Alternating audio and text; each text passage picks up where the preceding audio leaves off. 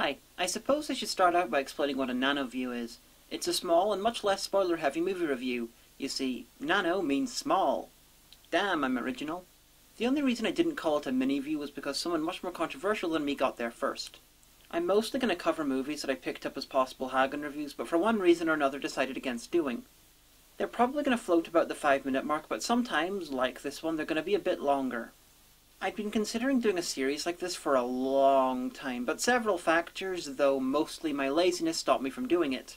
Then I got a copy of May I Kill You, which sort of gave me the kick I needed to get off my ass and do it. May I Kill You was written and directed by Stuart Urban, who made Preaching to the Perverted. He saw my review of his film and liked it so much that the words, "I'm going to fucking sue you if you don't take that down," never even appeared once in his email. He arranged for me to get an advance copy of his new movie, May I Kill You, as long as I had a review up by the time the movie was released on the 11th of January. So my ass was duly kicked and the Nanoviews were finally born! May I Kill You is the tale of a bicycle cop in London who, due to a mix of having one of the worst mothers in film history and suffering a head injury, snaps and begins killing criminals. He records their dying moments and uploads it to the internet. It's definitely a fun concept. The film was made by Vectis Vision, apparently Cyclops Vision, who made Preaching to the Perverted, digivolved at some point. The movie was born out of the riots that happened in London last summer. A community feel threatened and would rather have Judge Dredd protecting them than a couple of bicycle cops. The most twattish of the locals injures Baz, our protagonist, right after the meeting, where someone had just said that they were going to kill them. Them as in the cops. And that's why we're all gonna gang up and stick you, yes? So already the movie's biggest problem is that the people in it are really stupid. Because A, who tries to kill a cop right after a public meeting with tons of witnesses? And B, what sort of a cop doesn't even try to arrest the guy on the spot? Well, the character's stupidity is the biggest problem when they're not making amazing leaps of logic.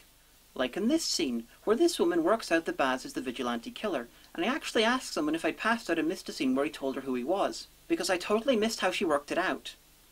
The early parts of this film really feel like they could be the origin story to a gritty early 90s superhero, all minimal costume and maximum violence. Baz was an ordinary man with a passion for justice, until a life of pain and a head injury brought him to the brink of death. He returns from that brink a changed man, a man ready to do whatever is needed to save his city from the scum of the earth. Baz is the policeman. Coming soon from Frank Miller.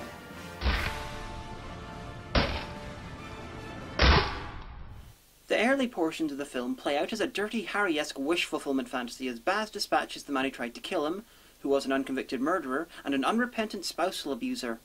And their deaths are quickly uploaded for the amusement of an adoring public. It's all filmed in a very fast and slick way with overlays representing social media, which is where he follows the public's views about his crimes. I really like the way that social media is represented in this film. I can really see this sort of thing becoming more common in films as social media gets more and more ingrained.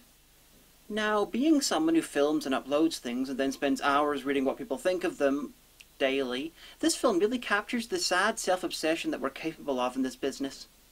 Partway through, as if to remind us that we're not actually supposed to be on Baz's side, he aids the attempted suicide of a homeless drug addict, who returns in a scene that honestly didn't achieve very much. But it did let us see this very dodgy-looking death. So I'm satisfied. Thanks to some dead Bulgarian sex slavers, he picks up a Russian girlfriend who can't speak English, which pisses off his insane mother, so that's good. He also makes friends with an elderly shoplifter who he sentenced to death. The scenes with her are weirdly very sweet. As he's doing all this, Baz alienates his partner, who's clearly in love with him as she investigates the killings. The whole thing's framed by Baz telling his story to a criminal in what is by far the weakest part of the movie.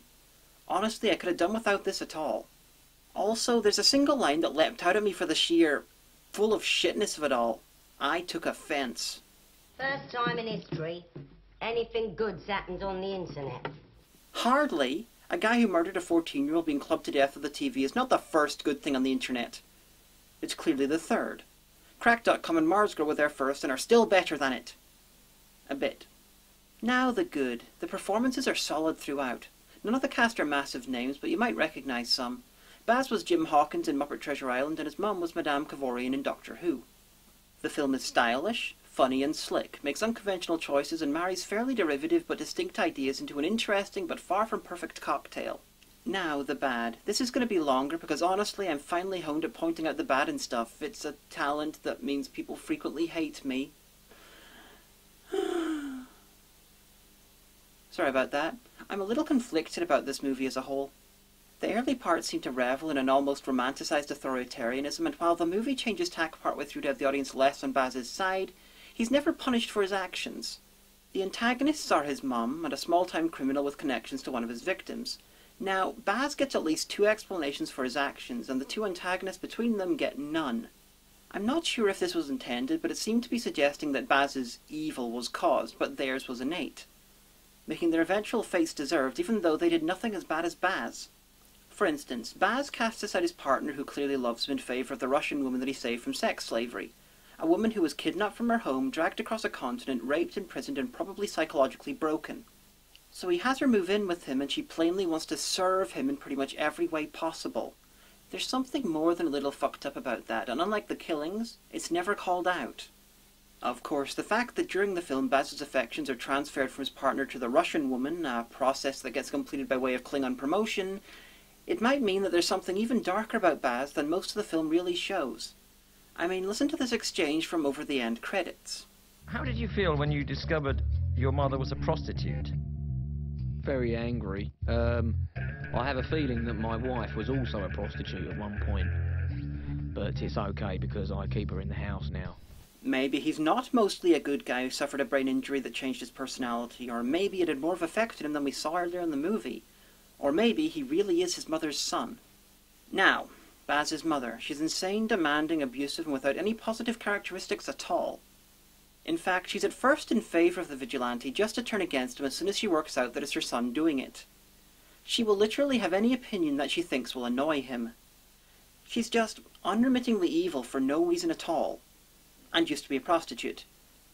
I don't know if those things are supposed to have anything to do with each other, though. But I have to say I got real satisfaction from watching her die. Possibly because I didn't get to see Mrs. Bates die in Psycho. One of the most interesting things about this is that the small but amusingly stupid things really begin to pile up over the runtime. He downloads a popular app to alter his voice, and no one can reverse engineer his original voice.